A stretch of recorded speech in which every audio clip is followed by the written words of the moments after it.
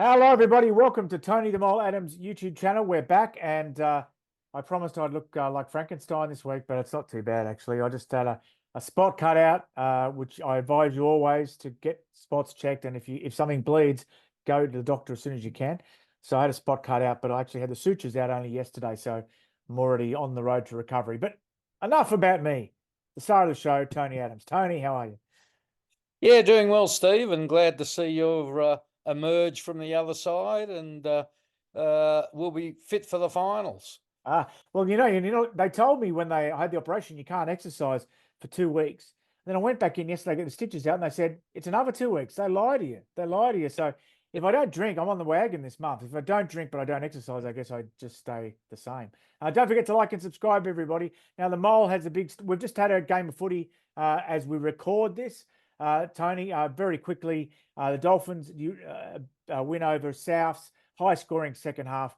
Dolphins are going to go ahead and make the semis, and the Rabbits are gone. That was what you said to me off air. Is that your belief on air?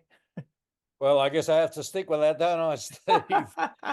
Yeah, but look, for the Dolphins, it's a remarkable achievement. And to me, it's reminiscent of the Melbourne Storm when they came in, and no one knew how things would go. And they won the comp in their second season. Now, whether the Dolphins can do that, I don't know. But they're going to make the eight. And when you consider all the players they missed out on last year and all the people, including myself, saying they'd struggle to win more than a couple of games. They didn't miss the finals by that much last year, and they've obviously learnt their lessons under Wayne Bennett and Christian Wolf, and they look really good. And they could do some damage in the finals. They got a lot of strike power.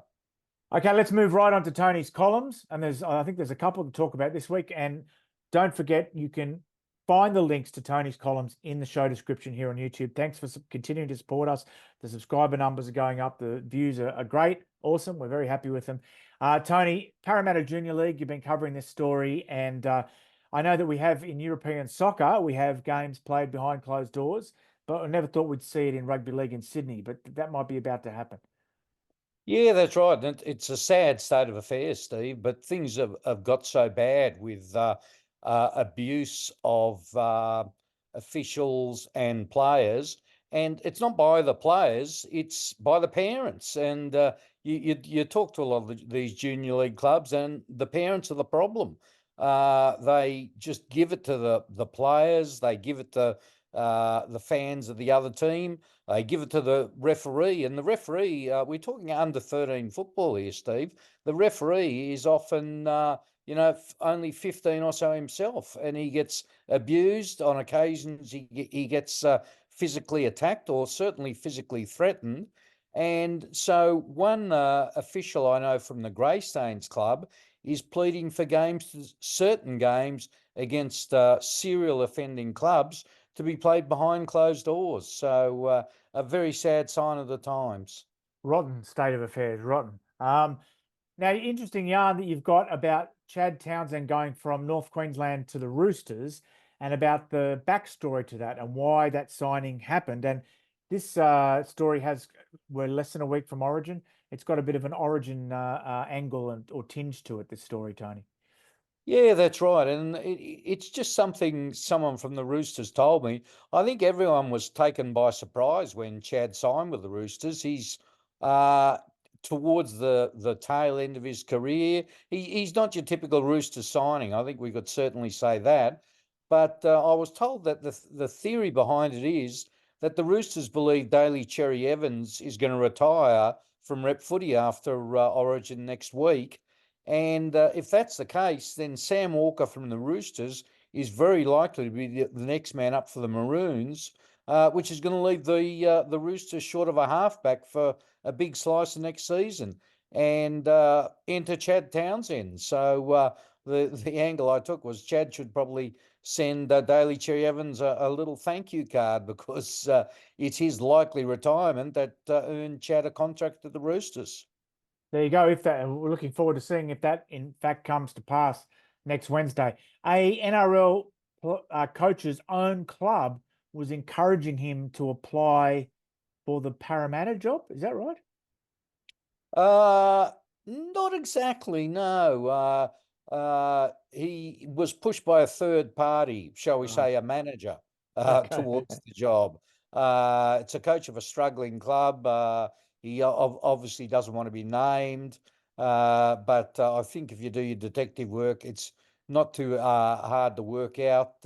He obviously wanted it kept very quiet because he's still under contract to his current club for next season, but we know what coaching contracts are worth in rugby league. So, yeah, just an interesting angle on that Parramatta job that Jason Riles got the other day. And the funny thing was that everyone last weekend was convinced, including myself, that Josh Hannay was going to get it. So I think the Eels did a bit of a backflip at the last minute. And then, of course, we had Brian Smith, who's well known in your part of the world, putting his hand up as well. So some fun and games at the Eels.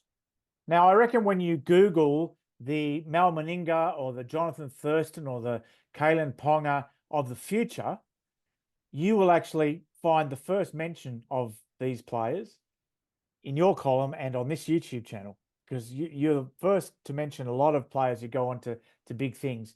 And you have mentioned in your column this week a fella who Canberra believe will be the heir to Josh Papali's or Papali'i's crown. He's the next Josh Papali'i. Who is he, Tony? Yeah, that's right. His name is Vena Patuki-Case. He's a 19-year-old front rower. He's from out Penrith way, but he's been with the Raiders this season. But they think so much of him, they've signed him to a long-term deal. He's 19 years old, and he's going to be in the top 30 squad next season. So they're really fast-tracking him. And when you consider Papali, he's 32, probably his best football's behind him. This kid might even play a bit of first grade next season.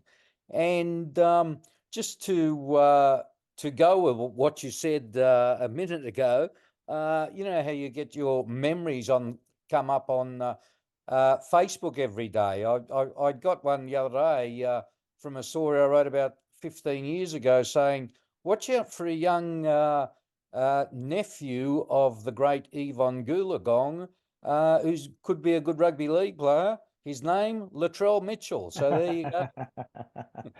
That's awesome, Tony. That's absolutely awesome. Let's hope we want to see you uncovering these players first for many years to come, because I know a lot of in the media now, particularly social media, and it's all driven by clicks, and it's like let's just mention famous people. We don't want to mention unknowns, but unknowns don't stay unknown forever. So thanks for joining us, everybody, and please like and subscribe. Next week I'll be coming to you from Belgrade.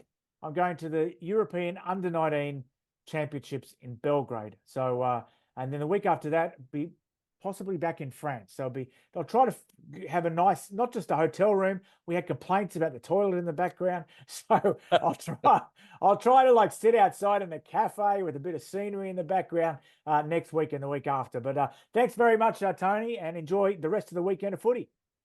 Sounds good, Steve. Yeah, great weekend.